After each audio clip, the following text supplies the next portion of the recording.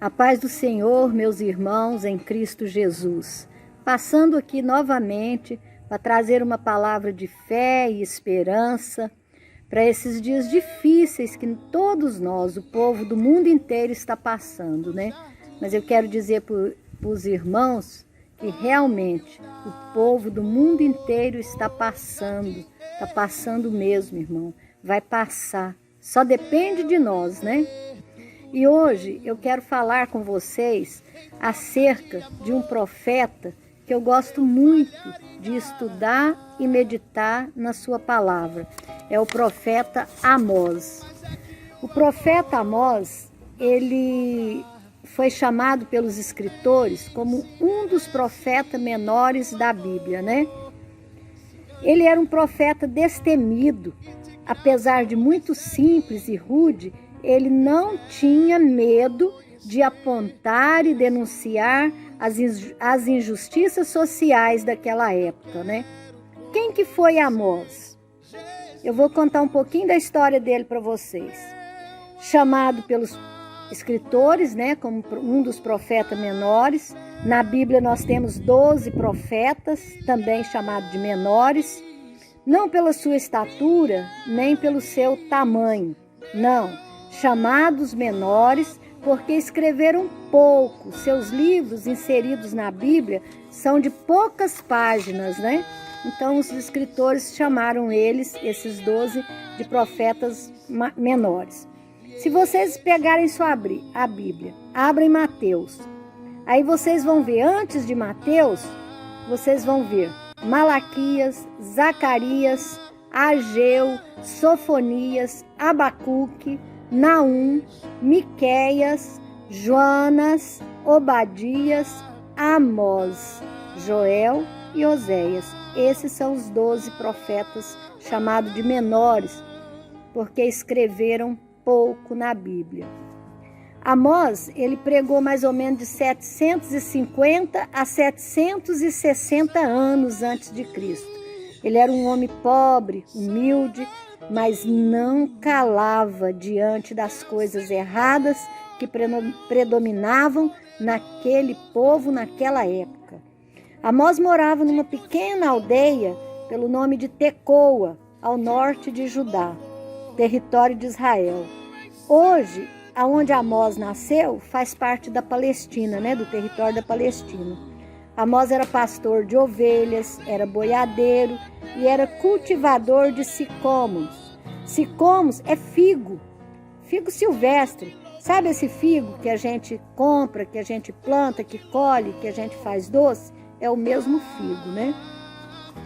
Amós em hebraico significa carregador de fardo.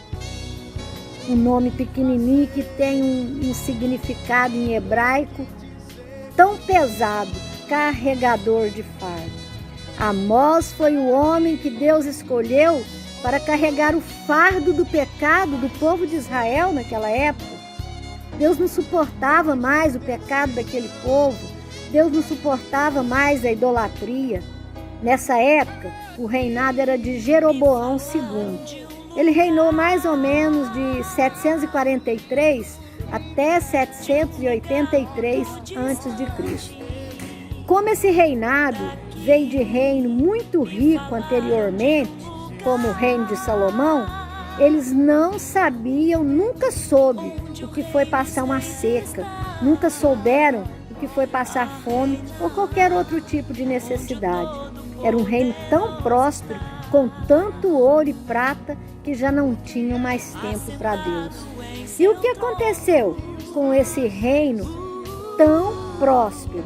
A prosperidade, junto com a prosperidade, veio a luxúria, veio a vaidade nas mulheres dos senhores. A Bíblia nos diz, né? Deus fala sobre os senhores. Quem são os senhores que Deus fala na Bíblia? Os esposos, os maridos, os homens influentes daquela época, como juízes e também suas esposas, e outros que tinham livre acesso ao palácio. E o que acontecia? A luxúria tomou conta do reinado de Jeroboão.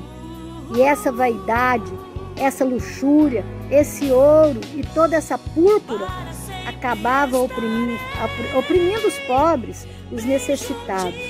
Foi um reinado corrupto, onde os juízes tomavam por sentença até as sandálias dos mais pobres. Decretava-se leis com impostos altíssimos para tomar de quem? Tomar daqueles que não tinham mais nem o que vender para comer.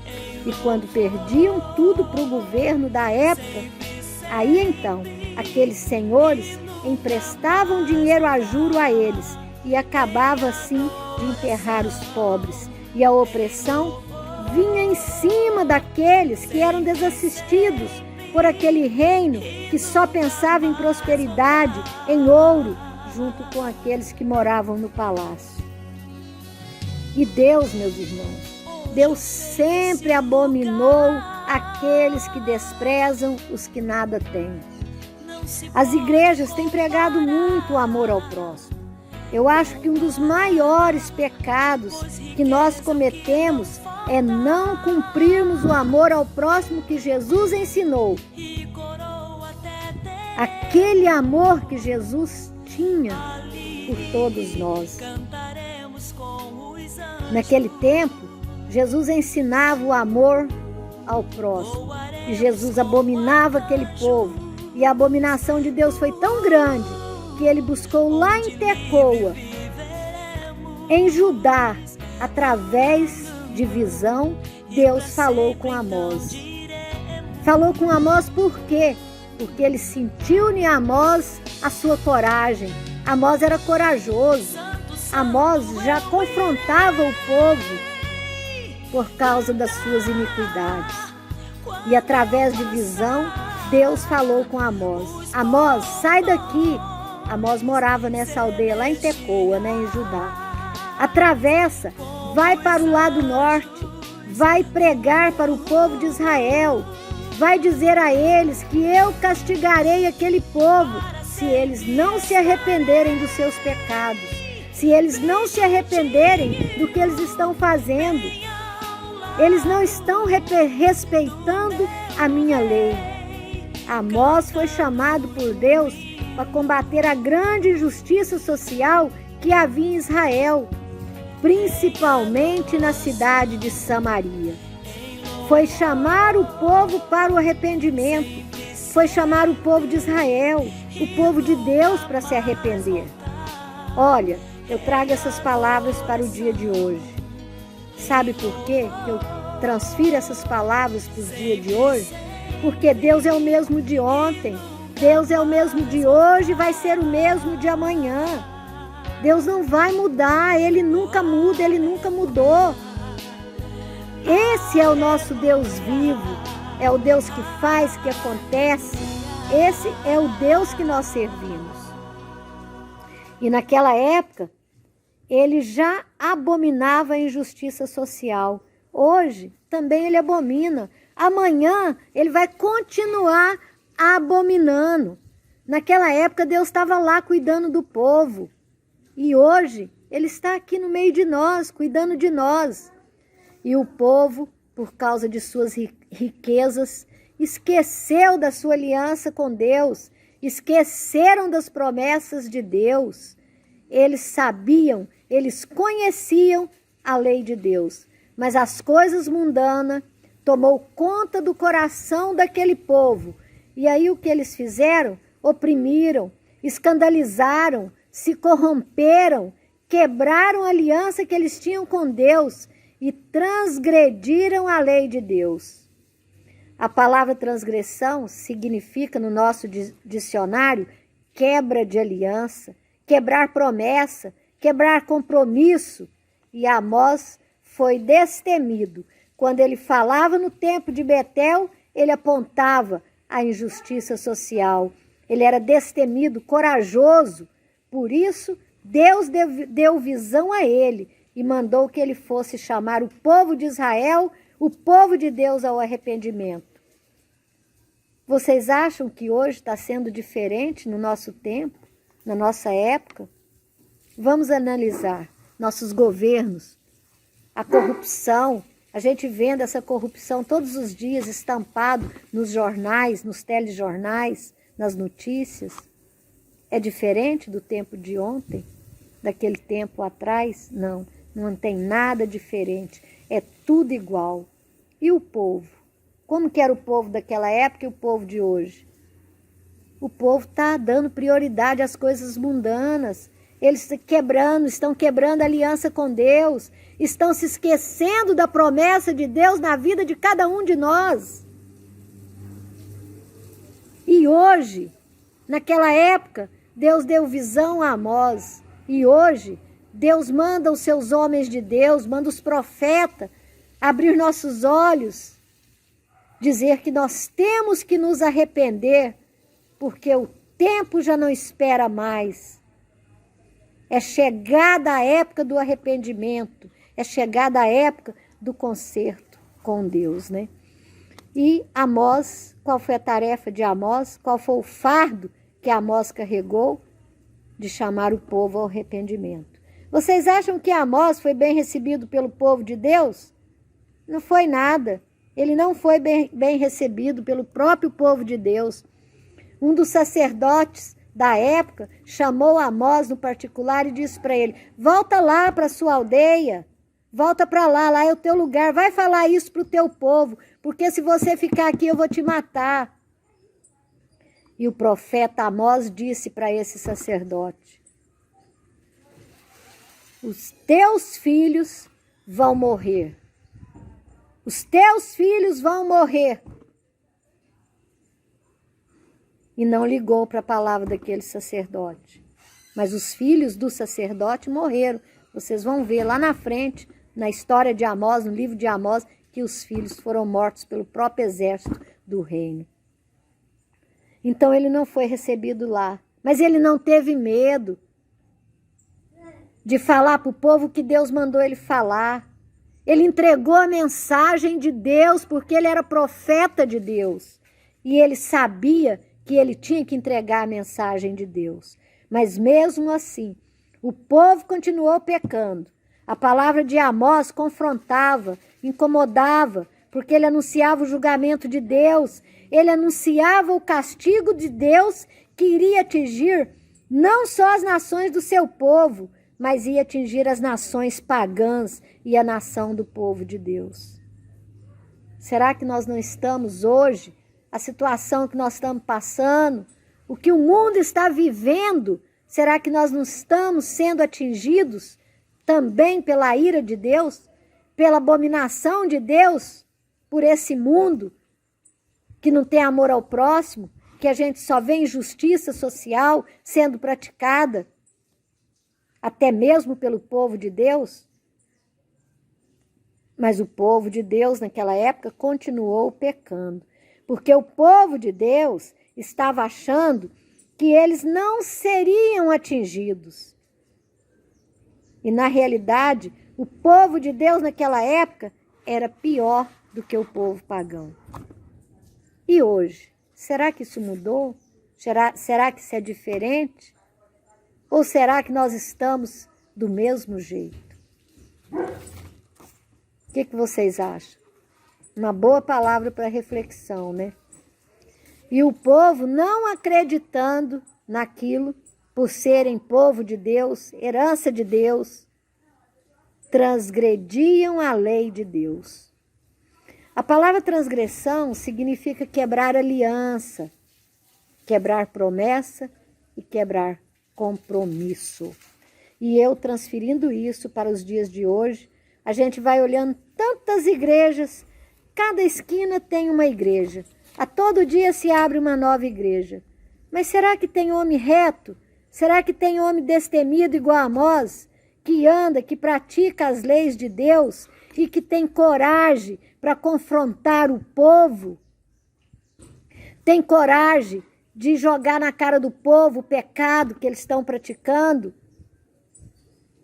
Será que eles têm retidão na palavra de Deus para conduzir esse mesmo povo de Deus?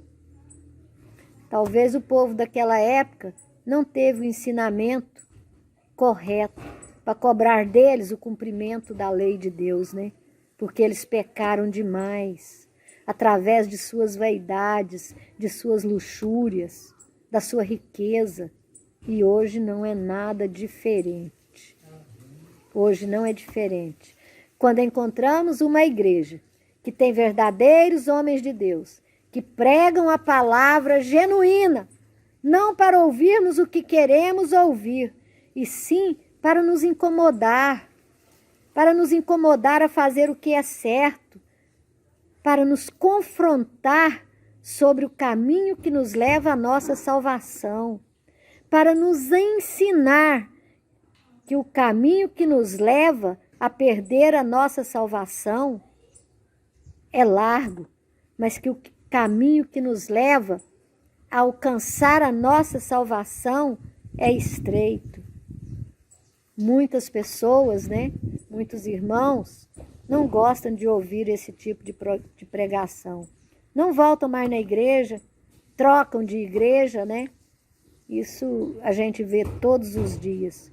Mas, meus irmãos, eu quero dizer para vocês que estão me ouvindo nesse momento, ou que vão me ouvir mais tarde através desse vídeo, que para ir para o céu não tem atalho. Guardem bem essas palavras. A ida para o céu não tem atalho. O caminho é estreito, o caminho é um só. Meu irmão, não queira economizar caminho e não queira principalmente mudar o caminho, porque se nós economizarmos estrada, nós não vamos chegar ao céu. O caminho que nos leva ao céu é difícil, mas não é impossível. Sabe por que não é impossível? Porque Deus, Ele conhece os nossos limites e Ele nunca, jamais, Ele ia nos deixar caminhos tão difíceis que nós não conseguíssemos fazer a nossa caminhada.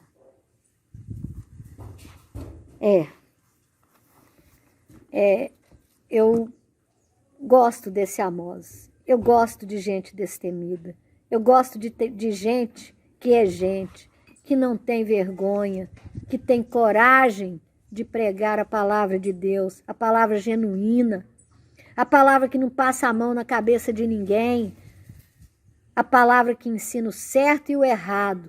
Só existe 2 caminhos, ou vai para o céu ou vai para o inferno. Então, antes de adentrar a palavra aqui, eu queria falar um pouquinho de Amós, E acho que consegui mostrar para vocês o que é Amós. Às vezes a gente contando a história, um pouquinho da história daqueles que estão com livros inseridos na Bíblia, fica até mais fácil, da gente conhecer o caráter, a personalidade e as atitudes dos homens de Deus naquela época, E agora, abram sua Bíblia aí, se vocês tiverem ao alcance, e me acompanhem. Amós, capítulo 4, a partir do verso 1, A idolatria e a obstinação de Israel. Eu vou ler a palavra aqui para vocês. Ouvi esta palavra, vós, vacas de Bazã, que estais no monte de Samaria, que oprimes aos pobres, que esmagais os necessitados, que dizeis a vossos senhores, dai cá e bebemos. Versículo 2, jurou o Senhor Jeová, pela sua santidade, que dias estão para vir sobre vós, em que vos levarão com gancho e a vossos descendentes com anzóis de pesca. A palavra de Amós foi dura, mas foi a palavra que Deus deu para ele em visão. Foi a palavra que Deus mandou ele transmitir para o seu povo, Então Deus aqui está chamando o povo de vacas de Bazã. Essas vacas de Bazã estão oprimindo o povo. Eu vou continuar aqui para depois fazer uma explicação só. Versículo 3. E saireis pelas brechas, uma após outra, e sereis lançados para Armô, disse o Senhor. E no 4 diz assim, Vinde a Betel e transgredi-a, a Gilgal e multiplicai as transgressões. Cada manhã trazei os vossos sacrifícios e os vossos dízimos de 3 em 3 dias. Eu quero explicar para vocês esse texto. Ouvi estas palavras, vós, vacas de Bazã. O que significa essa expressão? O que Deus mostrou em visão para Amós e mandou Amós falar? Ouvi esta palavra, vós, vacas de Bazã. Bazã era uma cidade muito próspera, tinha pastos verdejantes o ano inteiro, orvalho que caía dia e noite, e eles nunca souberam o que era uma seca, eles nunca passaram falta de nada. Por ser uma região de terra muito boa, uma região muito rica em pastagens, eles eram muito prósperos, né? E lá se cultivava figos, trigo, uvas e tinha muita fartura. E uma das maiores rendas de Bazã é porque os pastos, eles criavam muitos bois especiais, muitos bois especiais, bois caros, né? Por isso eu disse para vocês que Amós, além de ser pastor de ovelhas, era também boiadeiro. Na cidade de Bazã, os bois eram especiais, todos muito gordos, por causa dos pastos verdejantes, né? Da comida farta durante o ano inteiro. E Deus comparou as mulheres, principalmente as de Samaria, às vacas de Bazã. Por quê? Sabe o que as mulheres faziam?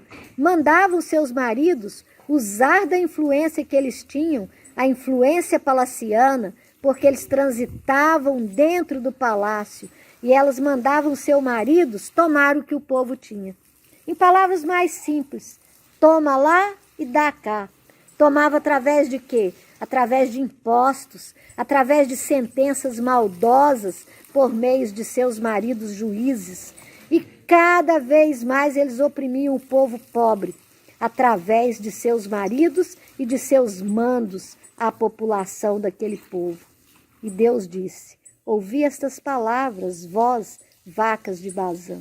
Aí eu pergunto, será que nós somos hoje vacas de Bazã? Será que nós não estamos oprimindo o necessitado? Será que nós não estamos deixando de repartir o que nós temos com os nossos irmãos? Será que nós somos vacas de Bazã? Será que nós estamos promovendo a injustiça social como aquele povo daquela época? Vamos transferir para os dias de hoje. O nosso país, o Brasil, e o mundo ao nosso redor. O que estamos vivendo? Uma guerra invisível, uma pandemia que nos amedronta todos os dias. A população pobre, desassistida, como, por exemplo, os moradores de rua. O que estamos fazendo por esses nossos irmãos que, nesse momento, tanto precisam de todos nós? Quando saímos na rua, falamos ao nosso esposo. Logo que vemos alguém vender ou pedir alguma coisa, geralmente no sinaleiro, fecha os vidros do carro para não sermos importunados. Quando batem em nossa porta, já dizemos logo aos nossos maridos, não abra, não dê nada, para que não se acostume e venham a nos importunar com essa pedição. Isso quando não temos maridos influentes. Será que quando temos, não participamos de decisões desfavoráveis aos necessitados? Eu acredito que sim, né? Vocês já acham que as mulheres dos homens que estão no poder, que comandam a nossa nação e tantas outras nações, não são conviventes com as leis que eles fazem? Não são conviventes com suas opiniões, mesmo que elas só sirvam para prejudicar e provocar injustiça social no meio do povo? Claro que elas são conviventes, porque nós somos conviventes com o nosso marido, com nossos filhos e com toda a nossa família. Nós sabemos de tudo que se passa dentro da nossa casa. Será que nós não somos vacas de Bazã? Vamos transferir para os nossos dias de hoje. Em tempo de coronavírus, Você já perguntou para o seu vizinho da esquerda, da direita, para seu irmão de igreja, se ele está precisando de alguma coisa? Tipo alimento? Tipo uma palavra amiga? Tipo uma oração? Ou você já trancou sua casa e principalmente o seu celeiro, pensando que se repartir com alguém, faltará para você amanhã? Será que não somos vacas de Bazã hoje? Será que não somos as vacas de Bazã hoje? Será que na nossa vida ainda não achamos nenhum Amós para dar um recado de Deus para nós? Ou talvez até achamos, mas não demos importância, não demos crédito ao profeta de Deus no dia de hoje? Se você for uma vaca de Bazã, não se esqueça que antes do coronavírus, você talvez fosse precisar de seu celeiro cheio de alimentos. Mas no momento que estamos vivendo, a única coisa que precisamos é de arrependermos, de fazer um concerto com Deus, de clamar, dobrar os joelhos e se humilhar para que o dono da vida nos deixe continuar vivendo. Do contrário, meus irmãos, vocês, todos nós, não vamos precisar de nossos celeiros cheios de alimento, pois o coronavírus não deixa o direito de nossas famílias fazerem velórios, nem muito menos chá, nem café, nem biscoito, nem janta. Simplesmente nos tornamos lixos tóxicos, somos descartados e cremados como lixo tóxico. Talvez alguns achem que minhas palavras foram duras. Para essas pessoas, eu tenho o remédio da cura para o coronavírus. Sabe qual que é o remédio da cura para o coronavírus? Jesus Cristo. Sabe qual que é o caminho? Viva o arrependimento. Se arrependa, faça um concerto com Deus. Não seja egoísta nesse momento. Nós temos milhares de irmãos sofrendo numa cama de hospital, cheio de aparelhos. Nós temos famílias inteiras chorando por não ter conseguido olhar pela última vez para o seu filho, para sua mãe, para o seu pai, para alguém da sua família. E nós? O que será de nós? Mas eu digo com certeza para os irmãos, por tudo que tem na palavra que Deus nos deixou, a única coisa que Deus quer de nós é o nosso arrependimento. Vamos nos arrepender. Vamos fazer um concerto com Deus. Ele é o dono da vida. Eu tenho certeza que a partir do momento que nós fizermos esse concerto com Deus, que nós nos arrependermos verdadeiramente, Deus vai nos poupar. Deus vai cuidar da nossa casa, vai cuidar do nosso celeiro, vai cuidar da nossa família. Mesmo que hoje a gente pegue o que tem no celeiro e reparta com o nosso vizinho, com o nosso irmão, Deus vai prover. Deus vai nos manter vivos. E quando esse vento passar, quando essa tempestade acabar, não vamos fazer churrasco não, meus irmãos. Não vamos fazer festa não. Vamos dar honra a quem tem honra. Vamos dar glória para quem merece a glória. Vamos dobrar nossos joelhos. Vamos agradecer por ter passado por esse vento. E eu deixo aqui essas palavras para vocês refletirem. E se alguém quiser fazer um concerto com Deus, as portas das igrejas estão fechadas. Mas a Bíblia diz que a igreja somos nós. Entre para dentro do seu quarto, ajoelhe, aquebranta seu coração, arrependa-se, faça um concerto com Deus e você verá a resposta imediata. Fiquem na paz do Senhor Jesus Cristo, meus irmãos. E se vocês gostarem desse vídeo, compartilhe. Manda para um familiar seu, manda para os seus amigos. Eu tenho certeza que Deus fará algo muito grande na tua vida e de toda a tua família.